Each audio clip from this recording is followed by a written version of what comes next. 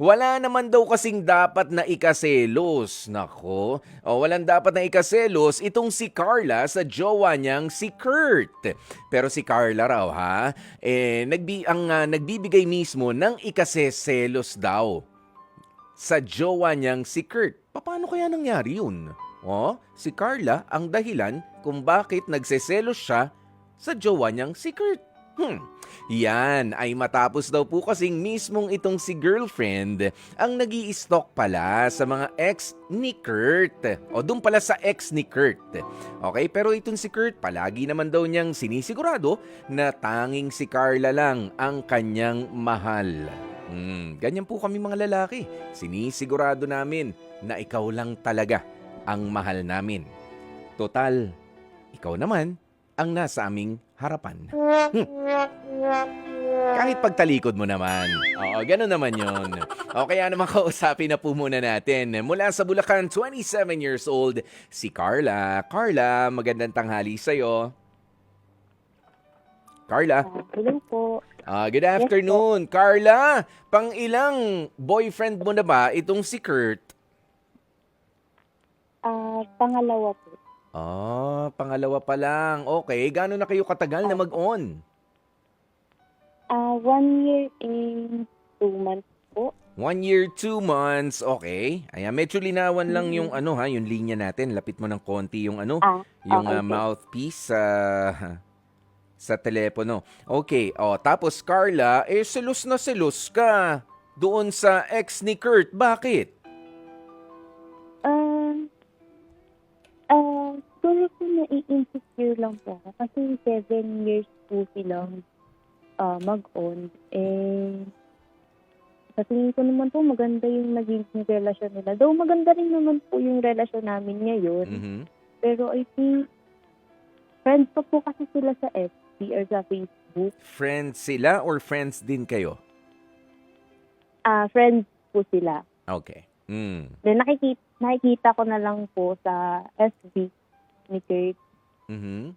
yung mga post po. Pero hindi na po yung post na sila pa. Yes. Parang nakikita ko lang po sa Oo. sa FB pag nag-i-stalk ganun.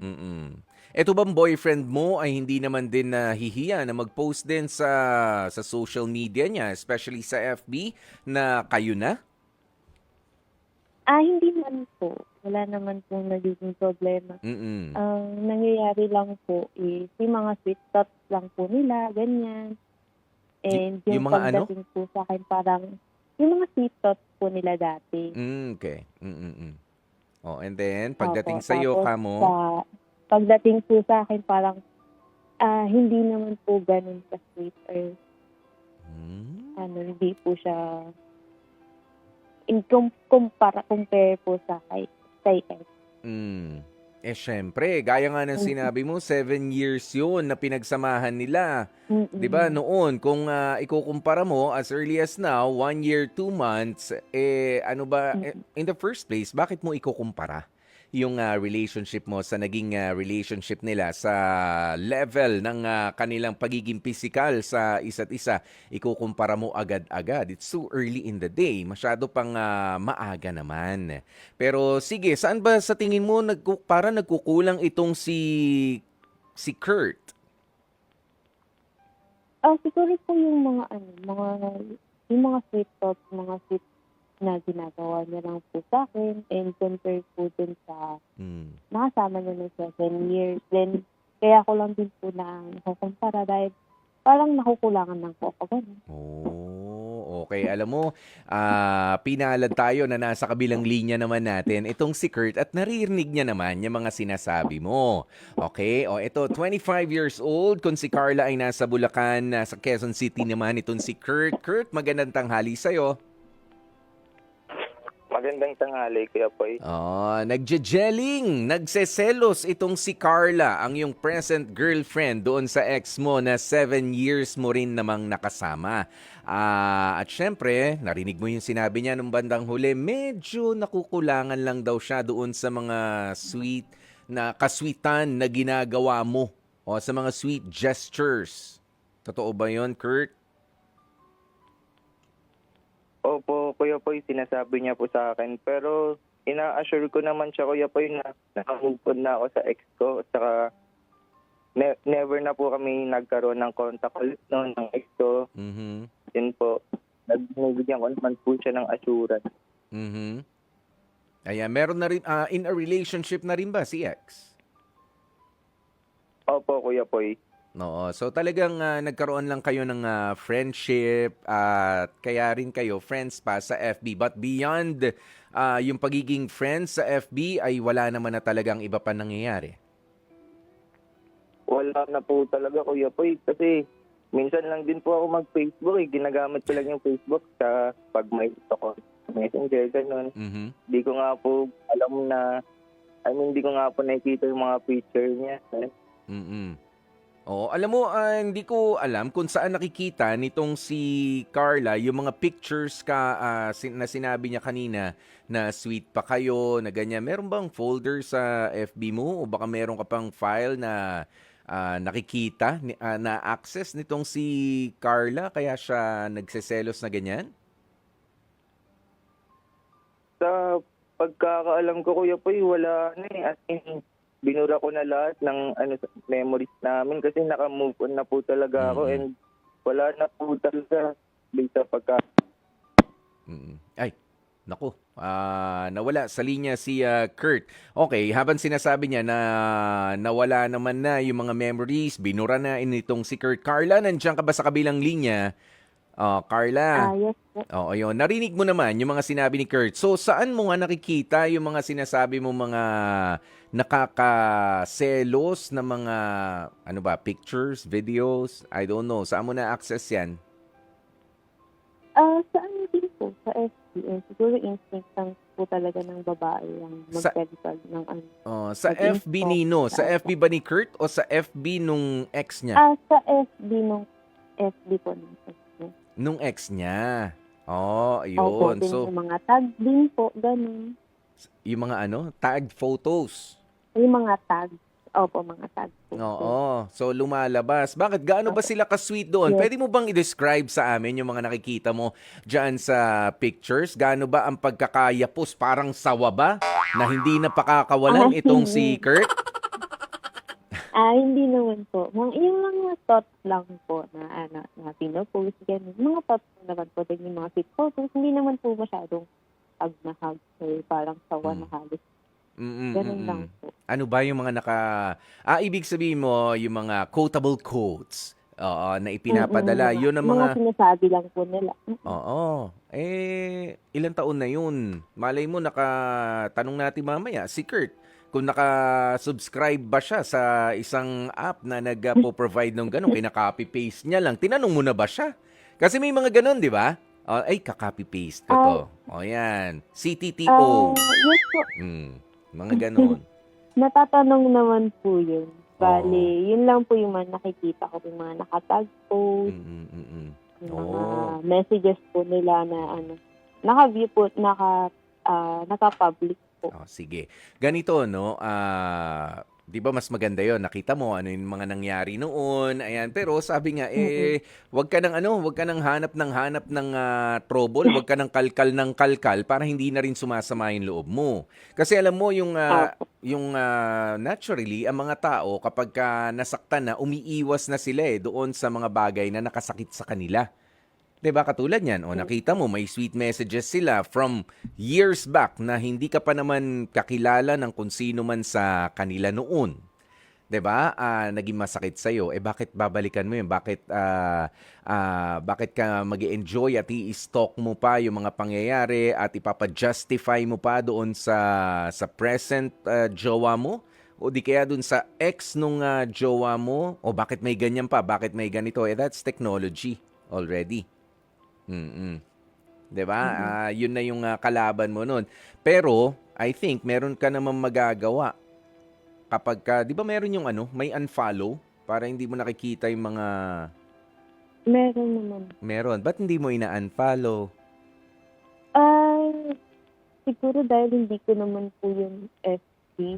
Yun nga Hindi mo FB pero sige ang stalk mo doon sa ex ng jowa mo. Pero Na-curious lang naman po. Grabe ka naman curious. Gaano na katagal ang pagka-curious at gaano na kayo katagal nagtatampuhan ni Kurt? Hmm. Hindi naman po ganun katagal na ng recent lang naman po yun. Yeah, recently. Bago po umabot ng 1 year. Pero alam mo nga kasi, natural sa mga tao na lumayo na doon sa bagay na nakasakit sa kanila. Opo. Pero syempre, when you're in love, gusto mo lang may makalkal ka, pero para saan? Para saan? Lalo na kung alam mong wala namang ginagawa, it's all memories, mga nangyari noon na wala ka pa sa eksena, yun lang naman nakikita mo. 'Di ba? Bakit mo pa babasahin ng babasahin? Magiging masakit yun. 'Di ba? Masokista ang tawag doon sa tao nag-e-enjoy na siya ay nasasaktan. Pero okay lang 'yan na nararamdaman mo, gusto mo maramdaman na nagsiselos ka, 'di ba? Sukatan mo rin 'yan para malaman mo kung gaano mo kamahal yung present jowa mo. At sukatan mo rin 'yan kung meron ka rin bang kailangang improve para sa sarili mo, okay lang 'yan. Pero to compare on a regular basis yung relationship ng jowa mo doon sa ex niya at doon sa meron kayo ngayon, ay nako, hindi yan, that's not gonna work out for you. I'm telling you. Kasi binibigyan mo ng pressure, unnecessary pressure yung sarili mo, yung relationship ninyong dalawa ni Kurt. 'Di ba? Yang ginagawa, yung kanila tapos na. Sinabi nga ni Kurt, tapos na, naka-move on na po ako. While yung sa inyo, mag-on kayo, and it's a work in progress. 'Di ba? Ang trabahuhin ninyo kung paano magiging maayos yung relationship ninyo. Okay, dumaan yan, yung mga bagay na ganyan. How do we resolve it? Yung issue na yan. Yun nga, pwede bang i-unfollow na? Or i-unfriend? Baka pagpaalam naman si Kurt na i-unfriend na lang. Kasi gusto mo ba yun na nagsiselo sa'yo yung yung jowa ko Diba? Pwede yun. Pag-usapan ninyo. Mas maganda kaysa balik ka ng balik, istok ng istok. Pero wala, sumasama lang loob mo. Sayang ang panahon ng lambingan. 'Di ba? Opo. Alam mo, sinusubukan natin na matawagan si Kurt. Nasa linya na ulit. Hindi na makontak si Kurt. Ano ba to? Mahina ba ang yung battery ng cellphone niya? Out of coverage area. Ganyan ba yan? Medyo bumibigay ang nawala po si nawala si Kurt. Pero maraming salamat sa pagtanggap ng call kay Kurt. Pero tayo na ang tumapos nito. Dahil marinig naman, pwede itong mapanood ni Kurt after airing. Ano ba yung gusto mo na gawin nitong si Kurt para bukod doon sa assurance na ibinibigay niya? Sabi niya kanina, ikaw lang naman talaga ang mahal niya. Ano pa yung sa tingin mong makakabura doon sa pagseselos mo doon sa ex niya of 7 years ago? Siguro po yung tinatawag, parang action taken po na na makita ko din, hindi lang po assurance. Makita ko din na ginagawa niya. Yung mga bagay na hindi ko na ikukumpara sa iba. Hindi mo na ikukumpara. Katulad ng, can you be more specific? Katulad po para hindi ko na kinakalkal or nag-i-stalk sa ex niya. Makita ko man lang yung ginagawa niya. Na ako yung present, ako na yung jowa niya ngayon. Ganun po. Para po kasi akong nakukulangan, ganun. Nakukulangan pa sa effort. At wala ka namang pinagkukumparahan nito, ha? Wala kang pinagkukumparahan. Wala naman. Wala naman. Kahit doon sa former, sabi mo kasi second boyfriend mo na itong si Kurt, kahit doon sa former boyfriend mo, hindi mo naman kinukumpara. Wala naman po, wala naman. Syempre, magkakaiba tayong mga individual, di ba? You must also learn to appreciate kung ano yung kayang ibigay lang rin nitong si Kurt para mas maganda. Pero kung nakukulangan ka, pwede naman yan.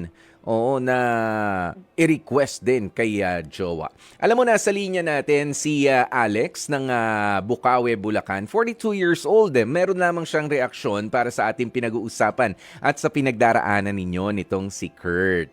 Kuya Alex, magandang tanghali sa'yo. Magandang tanghali din. Oh, ano ba masasabi ninyo dito sa dalawa, kay Carla at kay Kurt? Si Carla na medyo nagseselos kay Kurt doon sa ex niya, pero sabi nga ni Kurt kanina, naka-move on na ako dyan. Pero si Carla pala, may issue lang siya sa kanilang 1 year and 2 months na relationship na medyo nakukulangan sa kaswitan mula dito kay Kurt. Alam mo, Carla, mapapayo ko lang bilang medyo, syempre, may edad na rin. Sana kung talagang mahal mo si Kurt, wag mong iisipin na pinagtataksilan ka. Basta kung talagang mahal mo siya, dapat ipakita mo lang yung tunay ng pagmamahal mo sa kanya. Kasi once naman gano'n, nakikita ng lalaki na mahal siya ng girl, kahit may mga babaeng lumapit mas pipiliin ka pa rin niya, Carla. Ganon yung talagang, yung based on my experience, ganon talaga yung nararamdaman namin mga lalaki. So, bigyan mo siya, Carla, ng rason na mas maging malambing sa'yo? Bigyan mo si Kurt ng rason din ng pagkakataon na mas maging expressive sa kanyang feelings towards you. 'Di ba? Because alam mo na, gets ko yung sinabi ni Kuya Alex dito na hindi ka pwede mag-expect na maging sweet yung jowa mo kung lagi ka namang nagpapasuyo, yung lagi kang galit-galitan dyan. O, yun lagi ka, yung lagi ka, tampo ko sa'yo, Alex, ayoko na sa'yo. Suyuin mo ko. Aalis ako sa bahay, lalayas ako, pero matatagpuan mo ko sa bahay ni Kumare. Alam mo na yun, yung dito sa kanto. Yan yung mga ganon. Suyuin mo ko dito. I mean, yun. Oo. Mas na-appreciate kasi ng lalaki pag sweet si girl. Halimbawa, babe, kumain ka na ba? O baka natuyuan yung likod mo, maglalagay ka ng towel sa likod dyan sa work mo, Mga ganon, siyempre gusto ng lalaki yun. Mas nai-love ka pag ganon. Correct. Ito naman yung selos date, nagsiselos ka lagi, lagi kang hinanag mo si boy, di ba? Ang pangit. So, makakapag-isip tuloy si boy na tumingin sa ibang girl. Kasi, minanag siya lagi ng girlfriend niya. Pero kung sweet ka lagi sa kanya, inaalala mo siya, sure ball, ikaw talaga yung mamahalin niya. Ayun, maraming salamat, Kuya Alex, di ba? Okay. Salamat. Carla, narinig mo ba yon? Apo. Ayan. Mas maging open ka, na makapag-express ng kanyang feelings sa'yo. Ikaw ba yung tipong ganun na parang idadaan sa pagseselos, idadaan sa, ayoko muna, silent treatment. Dahil, alam mo na, manunuyo kami mga lalaki, di ba? Kapag binigyan nyo kami ng silent treatment, ganyan. Akala nyo yung okay lang yun. Di ba? Pero kasi, extra effort yun Imbis na yung effort ay inilalagay ng karelasyon mo doon sa paglalambing sa'yo, na masaya yung conversation ninyo, napaka-petty, nagtatampo. Tungkol saan? Sa nakaraan na wala naman ng koneksyon sa kung ano man yung meron sa inyo ngayon, parang nakakapagod yan. O kaya naman, mas lalo magiging maingat yung partner mo. Kapag ka naglambing, alam mo, may kakilala pa ako dati, kapag ka nilambing mo na, lalo pang magdududa. Carla, ganyan ka ba? Yung kapag ka, Carla, payakap naman. Sabi ni, meron kang meron kang ginawa, no? Di ba may ganyan Tama? Natatawa ka, Carla. Hindi naman po ako gano'n. Tapos alam mo yung sinisiko-sikong ganun pala. Tung ka nga, usog ka dun. Pero kapag ka umalis, kami mga lalaki, sabi mo, saan ka pupunta? Sabi mo, doon ako di doon na muna ako sa, may makakausap ako. Diba? Dito, ayaw mo kong kausapin, nanunuyo ako Diba? Okay lang yun, cute yan, paminsan-minsan. Pero kapag ka nga, lagi mo ring ginamit, nakakapagod yan para sa isang karelasyon. Mapababae o mapalalaki. Okay? Okay, sa ngayon, wala ka namang major issue para dito pa kay Kurt? Wala naman na po. Wala na. O sige, dahil nga hindi na natin makontak itong si Kurt, tatanungin na kita. Ikaw na ang sumagot dito. Ano ba ang heart decision mo? Letter H, E, A, R, or letter T? Sorry po, hindi ko po na-catch up. Ayun. Ang ibig sabihin kasi ng letter H kanina ay yung half and half. Ang letter E naman ay i-evaluate muna. Ang letter A ay approve. Letter R, re-reject mo na. At ang letter T ay yung try again. So ano ang pipiliin mo, Carla? Yung i-evaluate ko na lang po muna. Evaluate mo na lang muna. Mas maganda pag-usapan yung nga ni Kurt. Ano bang gagawin mo? Nagsiselos ako. Baka pwedeng yan follow na lang. No, para hindi mo na rin nakikita. At ikaw, tigil-tigilan mo na rin mag-stalk doon sa ex niya. Wala na nga eh. Wala na nga eh. 'Di ba? Yun. Pero maraming salamat sa iyo, Carla. Meron ka bang gustong sabihin kay Kurt? Eto na, ang pagkakataon mo naman. Kausapin mo siya, it's as if siya ay nasa kabilang linya. Go ahead, Carla. Hello, sir. Pagpasensyahan mo na ako. Ayun lang po. Damihan mo naman. O, sinasabi natin, maging open ka eh. Bigyan mo siya ng rason para lambingin ka eh. Feeling ko, ang gwapo-gwapo pa naman itong si Kurt. Nagsiselos ka eh.